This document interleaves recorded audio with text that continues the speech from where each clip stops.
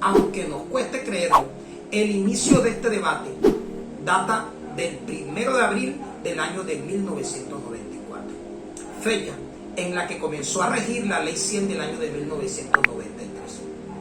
Y fue a partir de esa fecha cuando el sistema pensional comenzó a regir a partir de dos regímenes: el régimen de prima media con prestación definida, operado por el Estado, y el régimen de ahorro individual con solidaridad, operado por los fondos privados. Antes de esas calendas, solo funcionaba el sistema de prima media con prestación definida, y que era operado por el extinto Seguro Social, hoy Colpensiones. Eso por regla general, porque en aquel entonces el sistema pensional no estaba unificado y existían varias normas e incluso algunos sistemas pensionales que eran extralegales. ¿Éramos felices en ese entonces? Pues la respuesta es que no. Sin embargo, ese será tema de estudio en otro video. Pues bien, a partir de entrada en vigencia la Ley 100, el sistema pensional comenzó a operar a partir de dos regímenes diferentes que se excluían entre sí: el sistema de prima media con prestación definida y el de ahorro individual con solidaridad. El primero, el Seguro Social, hoy Colpensiones, comenzó a operar con un número importante de afiliados, pero los fondos privados tuvieron que partir de cero. La tarea de estos nuevos fondos, pues, primero, conseguir nuevos afiliados, pero lo más importante, lograr trasladar cotizantes que pertenecían al régimen público para el régimen privado. La estrategia, varias estrategias fueron utilizadas. Entre ellas, la presencia de unas asesoras en minifalda con un discurso perfectamente acomodado, las cuales te ofrecían termos, unas lindas agendas, bolígrafos, pero lo más importante, utilizar la estrategia del engaño. Para ese entonces, e incluso en la actualidad, y ante un sistema tan complejo y confuso, el ciudadano de a pie e incluso algunos especialistas simplemente se dejaron llevar por algunas promesas en el papel y accedieron al cambio de régimen.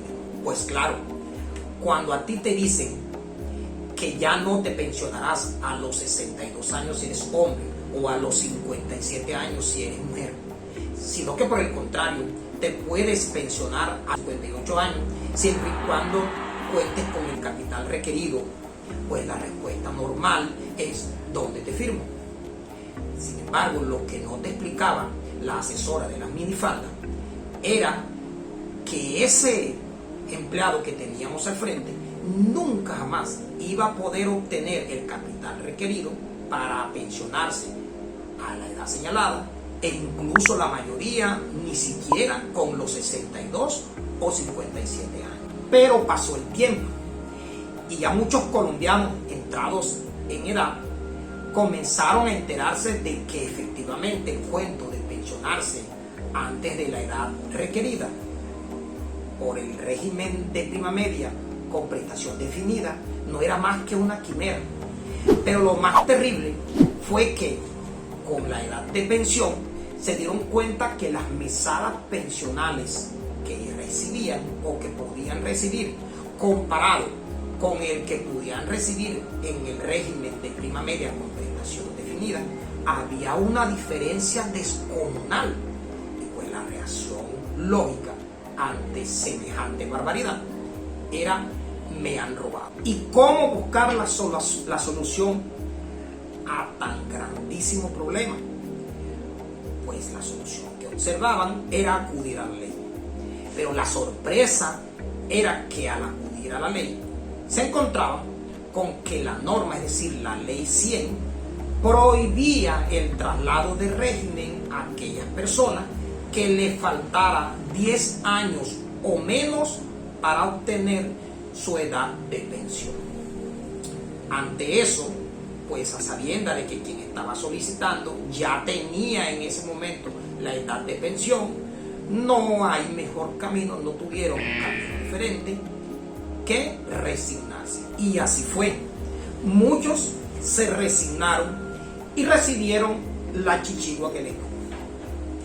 Sin embargo, algunos se hicieron esta pregunta: epa, pero el momento en que yo me afilié al nuevo fondo, no lo hice a conciencia, por cuanto nunca me explicaron las consecuencias que tenía con el cambio de régimen. En el momento en que yo firmé, nunca me expusieron los beneficios que tenía al quedarme en el régimen o cuáles beneficios tenía al cambiarme al régimen privado. Ante esas reflexiones dijeron: esto es un engaño y una estafa, y la justicia debería ampararlo. Y ante eso comenzaron a presentar las demandas ante la justicia laboral. Fue así entonces como, después de una larga lucha, la Corte Suprema de Justicia en su sala laboral comenzó a darle la razón a esos ciudadanos, ordenando a los fondos a que volvieran a dejar las cosas en el estado en el que estaban, declarando la nulidad de esas afiliaciones. El argumento de la Corte es simple: el ciudadano que se cambió de régimen no tuvo la oportunidad de la doble asesoría que le permitiera a él analizar cuál de los dos regímenes le convenía más al momento de hacer ese cambio. Incluso muchos de aquellos ciudadanos que se trasladaron deslumbrados por la niña con la minifalda o por lo práctico que podía ser un termo para transportar el agua, lo hicieron estando en el régimen de transición, lo que significaba que entonces no tenían que esperar completar 1.300 semanas para pensionarse, sino que lo podían hacer con solo 1.000 semanas. Y al cambiarse de régimen, simple y llanamente perdían ese derecho adquirido. Hoy en día desfilan en los juzgados laborales cientos de esas demandas que buscan la nulidad de esa afiliación.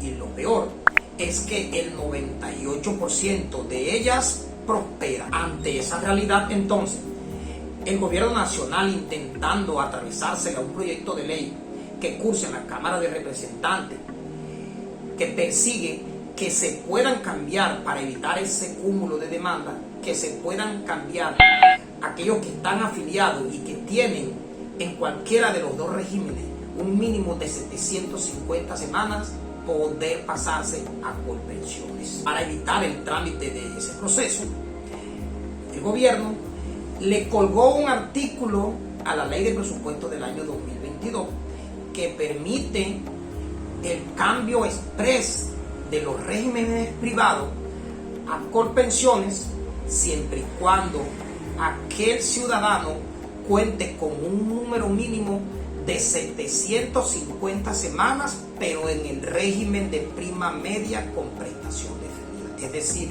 que ya tenga cotizados en colpensiones 750 semanas, contrario a lo que traía el proyecto de ley ya mencionado, que debería tener 750 semanas cotizadas en cualquiera de las dos regímenes.